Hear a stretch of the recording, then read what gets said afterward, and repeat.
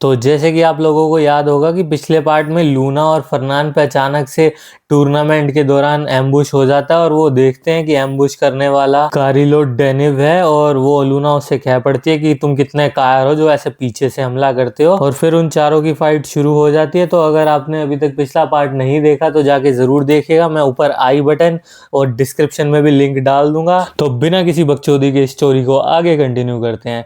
तो फिर जैसे उन चारों के बीच में घमासान फाइट वगैरह चल ही रही होती है कि इतने में लूना महसूस करती है कि उसका वजन काफी हल्का सा हो गया है। और फिर उसको याद आता है कि अचानक से फरनान ने अटैक मैजिक के साथ साथ उसे बफ मैजिक भी दे दिया। इससे वो काफी इंप्रेस हो जाती है और वो फरनान की तरफ देखती है। फरनान उसको आंख मारते हुए कहता है कि कैसा लगा, और वो बिल्कुल गुस्से में चिढ़ जाती है कि ये क्या बोल रहा है पागल आदमी, अपनी फाइट पे कंटिन्यू कर। और इतने में आलिया लूना पे चार्ज कर देती है अपनी स्वॉर्ड के साथ। वो सोचती है कि अभी मेरा डिस्ट्रैक्ट होने का टाइम नहीं है और वो फाइट कंटिन्यू कर रही होती है अपने में। इतने में कार्लियो अपने लाइटनिंग मैजिक से लूना को बिल्कुल अपना बंदी बना लेता है। आलिया को काफी अच्छी अपॉर्चुनिटी मिलती है और वह इसी का फायदा उठाते हुए बिल्कुल ही लूना पे चार्ज कर देती है अपनी स्वॉर्ड लेके। और जैसे ही वो उस पर हमला करती है कि अचानक से लूना की पोजीशन स्विच हो जाती है और उसकी जगह ना वहां पे एक बड़ा सा पत्थर आ जाता है। वो ये देख के हैरान हो जाती है कि ऐसा कैसे हो गया। लूना भी बिल्कुल हैरान थी कि ऐसा कैसे हो गया। तो फिर फरनान उसको देख के बोलता है ये हमारी फैमिली का मैजिक है, मेरे को काफी यूजफुल लगा था तो मैंने थोड़े दिन पहले ही इसे सीखा था। फिर वो उसको बताता है कि इस मैजिक को यूज करने के लिए ना असल में दोनों चीजों का वेट सेम होना चाहिए, तो फिर वो आपस में स्वैप हो सकती है। लूना सुन के ये गुस्सा हो जाती है। वो बोलते हैं तुम्हें कैसे पता कि मेरा वेट कितना है। वो बोलता है HR रिकॉर्ड से। फिर वो और ज्यादा चिढ़ जाती है, बोलती है ऐसे रिकॉर्ड्स को तो मैं ये फाइट खत्म होने दो, आग लगा दूंगी। और फिर वो एक्सप्लेन करना चालू करते हैं कि वो बोल्डर दिखने में बड़ा है पर उसका वजन इतना नहीं है। दोनों की बातचीत के बीच में ही कार्लियो मौका देखता है और उनपे फिर से एक लाइटनिंग अटैक कर लेता है। पर लूना की वजह से वो दोनों के दोनों बच जाते हैं। फिर लूना उसको कहती है कि तुम कार्लियो को डिस्ट्रैक्ट करो, तब तक मैं आलिया को संभालती हूँ। फिर फरनान कहता है मैं इसी चीज का तो वेट कर रहा था, और वो अपनी जेब से ना 2 ऑर्ब निकालता है। वो बोलता है मैं इन्हीं को तो टेस्ट करना चाह रहा था, मैंने उस पर पहले से ही सोच रखा था कि इसको कैसे हराना है, और इसका रिकॉर्ड वगैरह मैंने पहले से ही चेक कर रखा था कार्लियो का। कार्लियो फुल पावर के साथ अपनी लाइटनिंग स्ट्राइक उस पर करता है, पर वो जो 2 मैजिकल ऑर्ब होते हैं ना इक्विपमेंट, वो आराम से उसकी लाइटनिंग एब्जॉर्ब कर लेते हैं। कार्लियो ये देख के हैरान हो जाता है ऐसा कैसे हो सकता है। तो फिर फरनान उसे बताना चालू करता है कि ये मैजिकल स्टोरेज डिवाइस है, इनको मैंने इंप्रूव करा है अच्छे से, ये काफी महंगे पड़े मेरे को, पर देखो ये कितने असरदार है ना। कार्लियो फिर गुस्सा हो जाता है। वो बोलता है तुम्हारी हिम्मत कैसे हुई कि आर्टिफैक्ट यूज करो तुम बैटल में। तो वो बोलता है ये तुम्हारे मुंह से अच्छा नहीं लगता, जिसने पीछे से कायरो की तरह हम पे हमला करा हो, और तुमने ही तो कहा था ये रियल बैटल है, तो रियल बैटल में तो कुछ भी यूज कर सकते हैं। कार्लियो ये बात सुन के बिल्कुल ही शर्मिंदा सा हो जाता है। फरनान फिर लूना को कहता है कि चलो जल्दी से ये फाइट खत्म करते हैं, और लूना एक ही शॉट में आलिया को हरा देती है और इस तरह से इस फाइट का अंत हो जाता है। और हम देखते हैं कि दूर खड़े 2 व्यक्ति आपस में बातचीत कर रहे होते हैं। एक वो प्रिंस होता है और एक उसका सबॉर्डिनेट होता है। वो आपस में बातचीत कर रहे होते हैं कि यार लूना और फरनान की किस्मत बहुत खराब है कि उनको कार्लियो का सामना करना पड़ रहा है, उसकी लाइटनिंग काफी मशहूर है। पर प्रिंस बोल पड़ता है तुम जो फरनान को समझ रहे हो वो इतना कमजोर नहीं है, वो काफी ताकतवर है और इस फाइट में देखना वही जीतेगा। प्रिंस अपने बाकी साथियों की तरफ देख के बोलता है तुम्हारे अगले टारगेट है लूना, बर्चिफ और फरनान, जाके उनको हराओ और फिर जैसे तुम्हें मैंने प्रॉमिस करा है तुम्हें हाई रैंकिंग पोजीशन पे मैं लेके जाऊंगा जैसे मैं खुद प्रमोट हो जाऊंगा। प्रिंस के प्लान से बिल्कुल ही अनजान लूना और फरनान अपनी डेस्टिनेशन की तरफ आगे बढ़ रहे होते हैं। रास्ते में जितने भी मॉन्स्टर होते हैं उनको काटते हुए कि लूना देखती है कि फरनान ट्रोल का ब्लड भी इकट्ठा कर रहा है। वो बोलती है कि तुम ये क्या बकचोदी कर रहे हो, इसमें फालतू टाइम वेस्ट मत करो और आगे चलो। वो बोलता है ये भी पैसे के बराबर है तो मेरे को कलेक्ट करने दो चुपचाप। वो बोलती है इससे ज्यादा एसेट्स तो तुम्हारे पास ऑलरेडी है और इसीलिए तुम्हें लोग पैसों का भूखा कहते हैं। तो वो बोलता है इसी पैसे की वजह से तो मैं तुम्हें स्काउट कर पाया। तो लूना बोलती है ठीक है जल्दी से आगे चलो, मेरे को ये सब पता है। और फिर फरनान उसे बोलता है तुमने इतने मॉन्स्टर अभी तक काट लिए, तुम ग्रेड्स की भी तो इतनी भूखी हो। वो बोलती है हाँ मैं ग्रेड्स की उतनी भूखी हूँ जितना तुम पैसों के भूखे हो। तो लोग आपस में बात कर ही रहे होते हैं कि अचानक से फरनान को आभास होता है कि कुछ लोग उन पे अटैक करने वाले हैं, और फरनान लूना को वार्निंग देता ही है कि वो लोग उन पे चार्ज कर देते हैं। और खासकर कि एक बंदा जिसका नाम होता है एलमंड डोनेरेट्स, और वो लूना पे बिल्कुल अपनी स्वॉर्ड के साथ चार्ज कर देता है। और उन दोनों के बीच में अच्छी खासी बैटल हो चल ही रही होती है कि अचानक से प्रिंस बीच में आ जाता है बैटल के, और वो अपना फायर मैजिक लूना पे फायर करने ही वाला होता है कि पीछे से फरनान लूना को सपोर्ट देते हुए अपने अर्थ मैजिक के साथ उसको काउंटर करता है और एक बहुत बड़ा ब्लास्ट हो जाता है। फिर वो प्रिंस बोलता है कि फरनान, वैसे तो मैं दूर बैठ के मजे लेना चाह रहा था, पर मैं अपने आधे फॉलोअर्स को गंवाना नहीं चाहता था, इसलिए बैटल के बीच में कूद गया। तो मेरे को ये बताओ, तुम इतनी मेहनत किस लिए कर रहे हो, ये तुम्हारे जैसा तो नहीं है। फरनान बोलता है, मैंने सोचा कि क्यों ना आज मजे मजे में फर्स्ट पोजीशन ली जाए। प्रिंस बोलता है, ऐसा तो नहीं चलेगा, चलो मैं तुम्हें एक बढ़िया सा सोल्यूशन बताता हूँ, तुम सेकंड आ जाओ, मैं फर्स्ट आ जाऊंगा, इससे मेरा भी काम हो जाएगा और तुम्हारा भी अच्छी रैंकिंग आ जाएगी। तो लूना चिल्ला के बोलती है, इससे बेहतर मैं हारना पसंद करूंगी।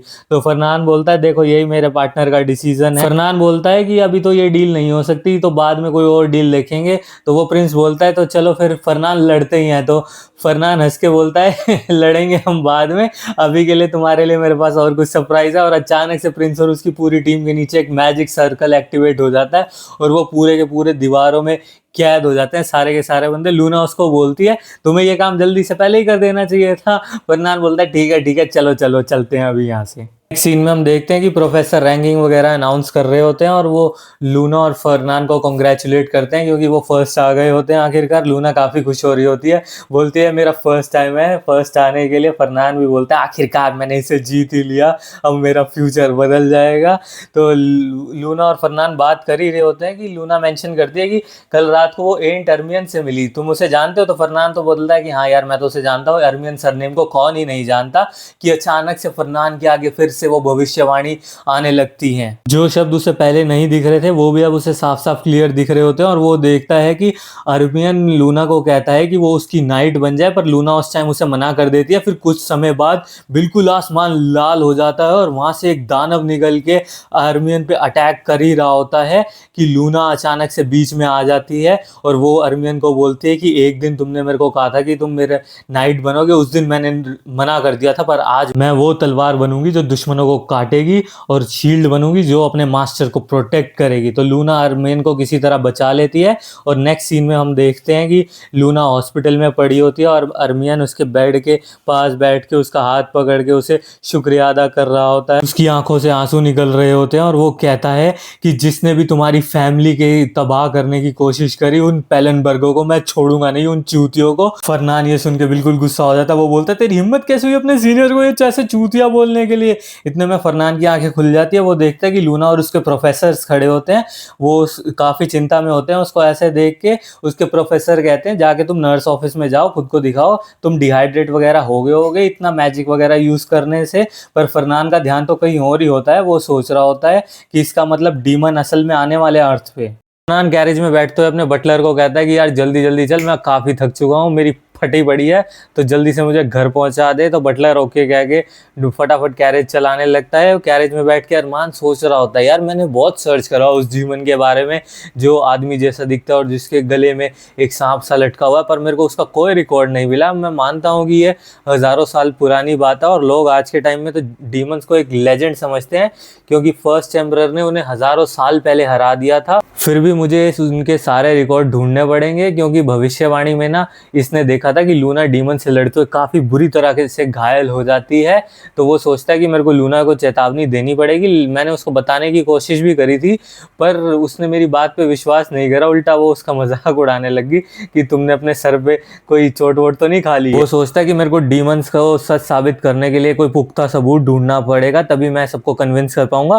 फिर अचानक से इसे याद आता है कि भविष्यवाणी में उसने देखा था कि आज से 1 महीने बाद जब फर्स्ट ईयर की तलवारबाजी की प्रैक्टिस की कंपटीशन चल रहा होगा तो एंट अर्मियन उस वक्त जो सेकंड प्लेस में वेरियन है उसको हरा देगा। उसके बाद वेरियन जिसके पीछे कुछ पावरफुल सपोर्टर्स हैं वो उनको खो बैठेगा। इससे उसको बहुत ज़्यादा गुस्सा आएगा क्योंकि वो अपनी पोजीशन वगैरह सब लॉस्ट कर देगा और उस रेज के ही कारण ना वो एक डीमन में कन्वर्ट हो जाएगा और इतने सालों बाद होगा कि कोई डीमन इस धरती पे वापस आएगा। फरनान सोच रहा होता है अगर मैं इस इन्फॉर्मेशन को ढंग से यूज़ करूँ ना तो मेरे लोगों का विश्वास जीत पाऊंगा और मेरे पास एक पक्का सबूत होगा कि डीमन वापस आ रहे हैं इस धरती पर सबसे बड़ी प्रॉब्लम ये है कि वो डीमन में कन्वर्ट होगा ना, ये मेरे को नहीं पता कि वो कहाँ और कब होगा क्योंकि भविष्यवाणी में मैं ये सब देख नहीं पाया क्लियरली। वो बोलता है ये सब सोच सोच के मेरा बिल्कुल ही दिमाग खराब हो रहा है। और फिर हम नेक्स्ट सीन में देखते कि अर्मियन न्यूज़पेपर पढ़ रहा होता है, उसमें लूना और फरनान की विक्ट्री की डिटेल्स वगैरह लिखी होती है। तो उसकी स्वॉर्डी को बोलती है कि ये फरनान सिर्फ इसलिए जीता है क्योंकि लूना उसके साथ थी। लूना की फैमिली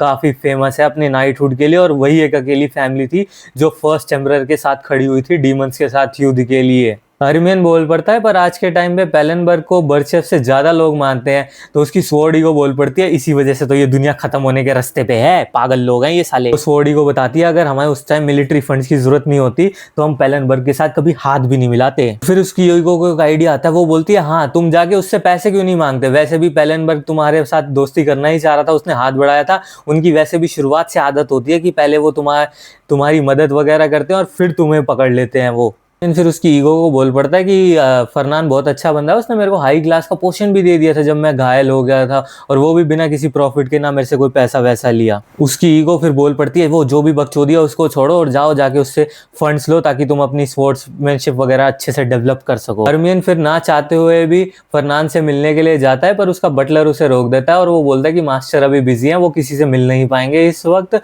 तो अर्मियन बोल पड़ता है कि एक बार बोलो तो कि मैं आया हूँ, पर वो बोलता है कि हमने उसे पहले ही बता दिया, उन्होंने कहा है कि हम वो आपसे बाद में मिलेंगे, अभी आप जाओ। अर्मियन निराश होकर वहां से चला जाता है और वो अपनी स्वॉर्ड से बोलता है ये तेरी वजह से हुआ है कि मैं यहाँ आया और मेरी ये ऐसे बेइज्जती हुई। तो उसकी स्वॉर्ड भी हैरान हो जाती है कि पेलेनबर्ग कब से ऐसे हो लगे, वो तो सारी अपॉर्चुनिटीज ग्रैब करने लगते हैं, कुछ तो गड़बड़ है। और दूसरी साइड नान का बटलर उससे कह रहा होता है वैसे तो आप अर्मियन से मिलने के लिए काफी इंटरेस्टेड, तो अब क्या हुआ। तो वो बोलता है ये अर्मियन का तरीका नहीं है कि वो खुद आगे आके मदद मांगना है, तो मेरे को अजीब सा लगा इसलिए मैंने उसे वापस भेज दिया, पर मैं ऐसी कोई ओपनिंग नहीं छोड़ूंगा, तुम जल्दी से जाओ अपने वेयर हाउस से जितने भी एलेक्सर है ना सब ठा के लेके आओ। फरनान फिर एक लेटर और एलेक्सर अर्मियन के यहाँ भिजवा देता है, और वो लेटर पढ़ रहा होता है, उसमें लिखा होता है ये सीनियर का तुम्हारी तरफ से तोहफा है, तुम्हारा सीनियर फरनान। बार बार सीनियर शब्द का सुन के उसकी ईगो फ्रस्ट्रेट हो जाती है, बार बार सीनियर सीनियर क्यों करता रहता है। और जब वो एलेक्सर का डब्बा खोलता है तो वो देख के हैरान हो जाता है, ये एक सेंट बर्ड का हार्ट एलेक्सर है जो कि अर्मियन के लिए काफी फायदेमंद है क्योंकि वो light based sword technique use करता है। ये देख के अर्मियन काफी खुश हो जाता है, वो बोलता है मेरे सीनियर कितने बढ़िया हैं, मैं इसके लिए अब काफी मेहनत करूंगा। और ये सुन के ना उसकी ईगो पागल हो जाती है, बोलते हैं ये उसके लिए नहीं है, पागल आदमी, ध्यान से सोच, वो इतने अच्छे बंदे नहीं है, वो सिर्फ हर जगह अपना ही फायदा देखते हैं। नेक्स्ट सीन में हम देखते हैं कि फरनान अपने बटलर से पूछ रहा होता है तो कैसा रहा, तो उसका बटलर उसे रिस्पॉन्स में जवाब देता है कि एंट अर्मियन जीत गया वर्नन के अगेंस्ट, और वर्नियन की स्पोर्ट्समैनशिप बहुत अच्छी थी पर अर्मियन का ऑरा बहुत ही ज्यादा स्ट्रांग था। तो वो कहता है अच्छा, क्योंकि वो प्रोफेसी के बारे में सोच रहा था, उसके हिसाब से अर्मियन बहुत ही स्लाइटली मार्जिन से जीता होता, इतने ज्यादा मार्जिन से वो नहीं जीता होता। ये इसलिए तो नहीं हुआ क्योंकि उसने उसे एलेक्सर दे दिया था जिस वजह से और भी ज्यादा ताकतवर हो गया। नान फिर अपनी अगली स्ट्रैटेजी प्लान करने लगता है क्योंकि भविष्यवाणी के हिसाब से एंड से हारने के बाद वर्नियन उससे लड़ने के लिए बिल्कुल उत्साहित वगैरह हो रहा था, उससे बदला लेना चाह रहा था, और वो फाइनली मिड टर्म्स में उससे अटैक करता है। पर एंड इतना कमजोर नहीं था, वो उसे बिल्कुल आसानी से हरा देता है क्योंकि उसके पास उसकी स्वॉर्ड ईगो भी होती है जो उसका मास्टर होता है एक तरह से। तो एंड को ज्यादा तकलीफ नहीं होती उसको हराने के लिए।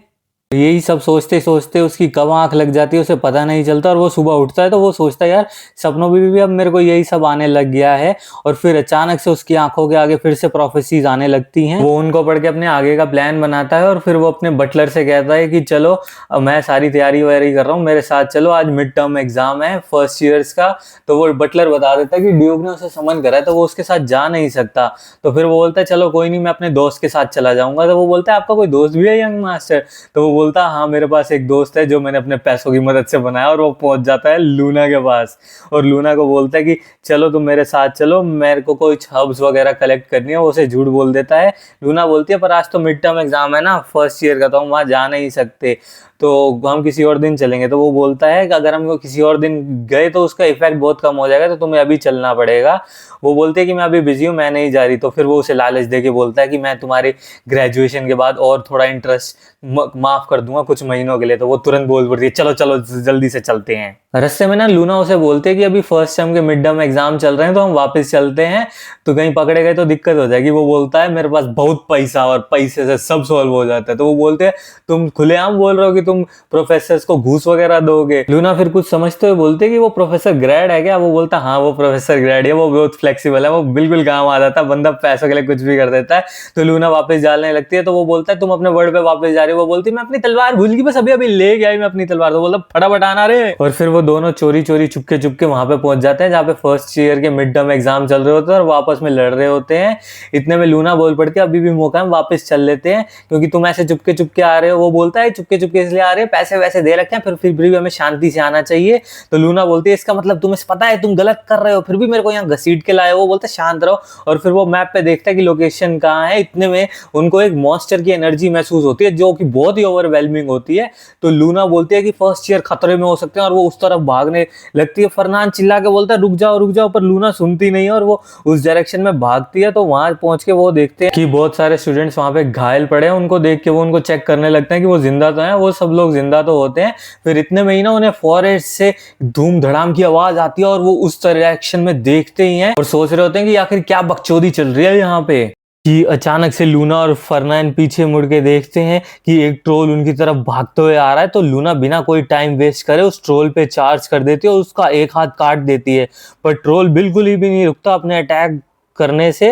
और ये सोच के लूना हैरान हो जाती है कि आखिर ये रुक क्यों नहीं रहा। और पीछे से फरनान उसको सपोर्ट देते हुए अपने अर्थ मैजिक से उस ट्रोल में काफी छेद कर देता है उसके पीछे से, पर फिर भी वो रुकता नहीं है। तो लूना फरनान से पूछती है कि ये क्या चल रही है, क्या बकचोदी है, इतनी ब्लड लॉस होने के बाद भी ये रुक क्यों नहीं रहा। तो फरनान बोलता है कि ये स्टेट ऑफ फ्रेंजी में है, इसको इस समय कोई दर्द वर्द महसूस नहीं हो रहा, ये अपनी सुध बुध खो बैठा है। ये मॉन्स्टर्स ये सिर्फ लोगों को मारना चाहता है, तो हमें इसको फटाफट से इसकी गर्दन उड़ानी होगी वरना हमें काफी तकलीफ हो जाएगी। तो लूना बोलती है स्टेट ऑफ फ्रेंजी ये क्या है। तो फरनान सोच रहा होता है कि भविष्यवाणी में भी ऐसा था कि जब डीमन आ जाता है तो सारे मॉन्स्टर्स जो आसपास के होते हैं वो स्टेट ऑफ फ्रेंजी के स्टेट में चले जाते हैं। लूना फिर चिल्ला के बोलती है कि फरनान जल्दी से बताओ ये स्टेट ऑफ फ्रेंजी क्या है। तो वो बोलता है कि लूना पहले हमें इस मॉन्स्टर को हराना पड़ेगा, फिर बाद में हम इसके बारे में डिस्कस करेंगे। और नेक्स्ट सीन में हम सेंट अर्मियन ने वरियन को बिल्कुल आराम से हरा दिया होता है और वरियन ये सोच के बिल्कुल परेशान हो जाता है कि अगर प्रिंस को इसके बारे में पता चला वो कितना ज्यादा डिसअपॉइंटेड होगा। उसके फादर भी बोलेंगे कि उसके सारे सिबलिंग्स उससे ज्यादा बेहतर है और वो उसे लात मार के उसकी फैमिली से निकाल देंगे। तो वो अपनी लास्ट स्ट्रेंथ इकट्ठी करता है और अर्मियन पे चार्ज करता है, पर अर्मियन बिना पलक झपकाई अपने स्वॉर्ड के स्लैशेस से उसे हरा देता है और उसे निस्तो नाबूद कर देता है और उसे वहीं छोड़ के चला जाता है ये सोच के कि ये सिर्फ एक टेस्ट है, बाकी असिस्टेंट्स इसे उठा लेंगे। और दूसरी साइड लूना और फरनान आपस में बातचीत कर रहे होते हैं। लूना कह रही होती है कि ये जगह काफी खतरनाक हो गया, हमें वापस चलना चाहिए। तो फरनान बोलता है कि नहीं अभी नहीं, अभी मेरे को हर्ब्स ढूंढनी है। तो वो बोलती है क्या तुम्हारी जिंदगी इन हर्ब से ज्यादा कीमती नहीं है क्या। तो वो बोलता है नहीं हर्ब ज्यादा कीमती, और वो भाग पड़ता है। तो लूना को भी मजबूरन उसके पीछे जाना पड़ता है और फिर वो वहां आ जाते हैं जहाँ पे हारा हुआ वरियन लेटा पड़ता है। तो फरनान उसे एक बार को रोकने की कोशिश करता है, नहीं उसके पास मत जाओ। लूना उसकी नहीं सुनती और वो वरियन को जाके चेक करती है और फिर बोलती है ये सिर्फ बेहोश हो गया, लगता है इसकी काफी इंटेंस बैटल हुई है किसी के साथ। तो फरनान बोलता है चिल्ला के अभी के अभी इससे दूर हट जाओ, पर वो नहीं सुनती। इतने में पीछे से वरियन खड़ा हो जाता है और लूना उसका ऑरा देख के चौकन्ना हो जाती है, बोलती है ये कैसा हो रहा है। तो फरनान बोलता है ये डिमोनिक एनर्जी है। लूना बोलते है डिमोनिक एनर्जी तो सिर्फ डीमंस के पास होती है, इसके पास कैसे है। तो फिर वो बताता है कि इसको बॉडी को एक डीमन ने पोजेस कर लिया है। फरनान सोच रहा होता है यार ये भविष्यवाणी से तो बिल्कुल ही अलग है, क्योंकि उसके मुताबिक तो जैसे ही वरियन होश में आता है उसको अर्मियन के पीछे भागना चाहिए था, पर इसने तो अपने टारगेट ही बदल लिया है, ये तो हमें टारगेट कर रहा है।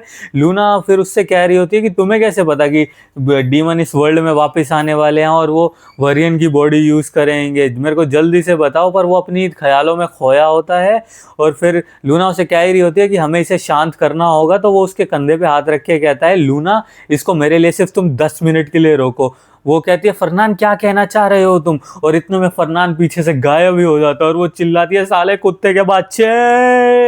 और फिर वो डीमन की तरफ अपना ध्यान चालू करती है और वो उसको बोलने लगती है वरियन होश में आ जाओ, मैं लूना हूँ लूना। पर वरियन उसकी बिल्कुल नहीं सुनता और वो उस पर लगातार अटैक कर रहा होता है।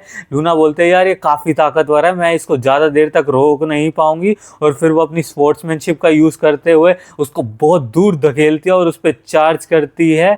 वह और वरियन को चिल्ला के बोलती है अपने होश में आओ, अपने पे कंट्रोल करो, पर वो बिल्कुल ही नहीं सुन रहा होता और वो अपनी डिमोनिक एनर्जी चार्ज करके लूना पे अटैक कर रहा होता है। लूना भी अपना फुल ऑरा वगैरह चार्ज करके बिल्कुल शाइन कर रही होती है और वो किसी ना किसी तरह उसको अटैक को संभाल रही होती है और रोक रही होती है।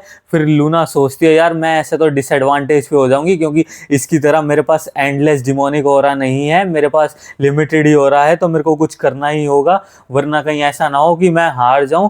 लूना ये सब सोच ही रही होती है कि अचानक से उसे पीछे से फरनान की आवाज आती है कि लूना इधर आओ। तो डीमन भी थोड़ा सा डिस्ट्रैक्ट हो जाता है, तो लूना उछल के उसके सर पे पैर रखती हुई फरनान की तरफ चली जाती है और बोलती है पागल आदमी तू मेरे को छोड़ के कहाँ चला गया था। फरनान बोलता है अभी के लिए बकचोदी बंद करो और अपनी लाते चलाओ और भागना चालू करो। लूना बोलती है तुम अपने आप को एक मर्द कैसे कह सकते हो, तुम एक लड़की को पीछे अकेला छोड़ के भाग गया था।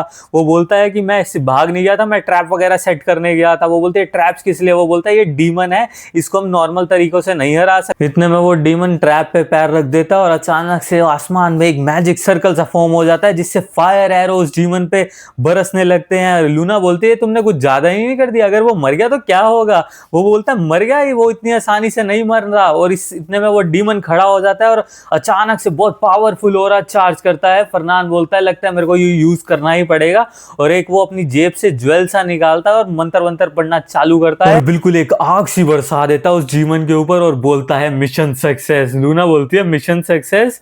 ये आइटम कुछ ज्यादा ही महंगे नहीं थे, मेरे को तो ये बर्बादी लगी पैसे की। वो बोलता है बर्बादी? पर ये सिचुएशन इन आइटम्स को यूज करने का कॉल करती है। वो बोलती है मैं इसको वैसे ही हरा देती अगर हम दोनों साथ में काम मिलके करते। वो बोलता है ऐसा तुम कैसे कह सकती हो? लूना फिर बोलती है क्योंकि ये वर्मिन है इसीलिए मैं ऐसा कह सकती हूँ। फिर फरनान थोड़ा सा दिमाग लगाता है और उसको दिमाग में याद आता है कि यार अभी तो अर्मियन फर्स्ट ईयर का है और अगर देखा जाए तो अभी तक अपनी स्किल्स ओपन नहीं करी और लूना उससे ज्यादा ताकतवर थी, और सही में अगर हम दोनों मिलके करते यार इसको बिल्कुल आसानी से हरा देते। तो वो बिल्कुल शौक हो जाता है कि मेरा पैसा मैंने इतना खर्चा कर लिया, और इतने में डीमन उस पर वापस चार्ज कर देता है और वो गुस्से में एक मुक्का मारता है उसको और बोलता है साले तेरी वजह से मेरा इतना पैसा बर्बाद हो गया। लूना बोलती है पागल आदमी रुक जा। फिर नेक्स्ट सीन में हम देखते हैं कि फरनान वरियन को रिकॉर्डिंग दिखा रहा होता है मैजिक बॉल में कि उसने क्या क्या करा होता है। वरियन ये देख के बिल्कुल हैरान हो जाता है, बोलता मैं ये नहीं हूँ, ऐसा हो ही नहीं सकता, क्योंकि एंड के साथ लड़ाई करने के बाद तो मुझे याद ही नहीं क्या हुआ। तो वो बोलता है तुम्हें याद नहीं इसीलिए तो मैं तुम्हें बता रहा हूँ कि क्या हुआ, और ऊपर से ये मैजिक बॉल में जो भी रिकॉर्डिंग है ये झूठी तो हो नहीं सकती। एंड से फाइट के बाद तुम्हें एक डीमन ने पोसेस कर लिया था। वो बोलता है पर तुम्हें कैसे पता है ये डीमन ने पोसेस कर लिया था? वो बोलता है तुम्हें बॉम्ब से उड़ाया गया, तुम्हारे ऊपर इतने मैजिक एरोस वगैरह मैंने मारे, तुम्हें जिंदा तक जला दिया गया, तुम्हें कैसे लगता है कि तुम अभी तक जिंदा हो? वो जो डिमोनिक एनर्जी थी ना उसी ने तुम्हें बचाया, इस वजह से तुम जिंदा हो। और इस सब बकचोदी में यार मेरा काफी पैसा बर्बाद हो गया है। तो वो बोलता है वो जो भी आर्टिफैक्ट्स का पैसा वैसा होगा मैं वो दे दूंगा। वो बोलता है इससे मेरे को काफी मेंटल डैमेज वगैरह भी हुआ है, अगर मैं एक भी गलती करता तो मेरा सर मेरे धड़ से अलग हो जाता और फिर उसका तुम क्या करते? तो वो बोलता है तो मेरे को क्या करना चाहिए? तो वो उसके सामने एक कॉन्ट्रैक्ट दिखाता है, बोलता है तुम्हें ये साइन करना पड़ेगा। तो मेरे को मैं सोचूंगा कि ऐसा कुछ भी नहीं हुआ। वो बोलता कॉन्ट्रैक्ट पढ़ के ये तो कुछ ज्यादा ही नहीं हुआ, ये तो एक स्लेव कॉन्ट्रैक्ट की तरह है, तुमने जो मेरी जान बचाने के लिए पैसा वैसा यूज करा था ये तो यार उसके सामने कुछ ज्यादा ही हो रहा है। वो बोलता है तुम्हारा सीनियर तुम्हारी मदद करना चाह रहा है और तुम ऐसी बकचोदी कर रहे हो, चलो फिर मैं इसको मैटर को सिंपली नॉर्मल तरीके से जैसे हैंडल करते हैं मैं वैसे करूंगा। मैं इन सब को सबूतों को जजेस के सामने ले जाऊंगा और फिर देखते हैं वहां क्या होगा। जजेस का नाम सुन के वो थोड़ा शॉक हो जाता है। जजेस असल में वो ऑर्गेनाइजेशन है जिसको पहले एम्परर ने फॉर्म करा था ताकि वो डीमंस को हरा सके, और काफी टाइम से डीमंस है नहीं यहाँ पे तो उनकी पावर डिक्लाइन हो रही है। तो वो बोलता है वो वैसे भी पावर में आना चाह रहे हैं, अगर वो ये केस सुनेंगे तो कैसा लगेगा उनके लिए, तो ये बहुत बढ़िया होगा। और अगर तुम्हारे पिता को भी पता चल गया कि तुमने डीमंस के साथ अपना हाथ मिलाया और अपनी आत्मा उनको बेच दिया तो मेरे को तो लगता है वो भी तुम्हें निकाल देंगे और एकेडमी से भी तुम्हें निकाल दिया जाएगा।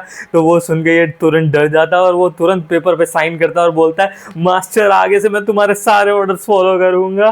तो लूना उसे बोलती है क्या ये सब ठीक रहेगा क्या, हमें प्रोफेसर्स को ये बताना नहीं चाहिए? वो बोलता है कि अब ये सही समय नहीं है, हमारे पास इसकी ज़्यादा जानकारी भी नहीं है और हमारे पास सबूत भी इतने नहीं है, और अगर हमने ये बात फैला दी तो जो इसके पीछे है, मान लो कोई एकेडमी में काम कर रहा हो और वो इसको कंट्रोल कर रहा हो, तो वो भी छुप जाएगा, तो उसको ढूंढना और भी ज्यादा मुश्किल हो जाएगा।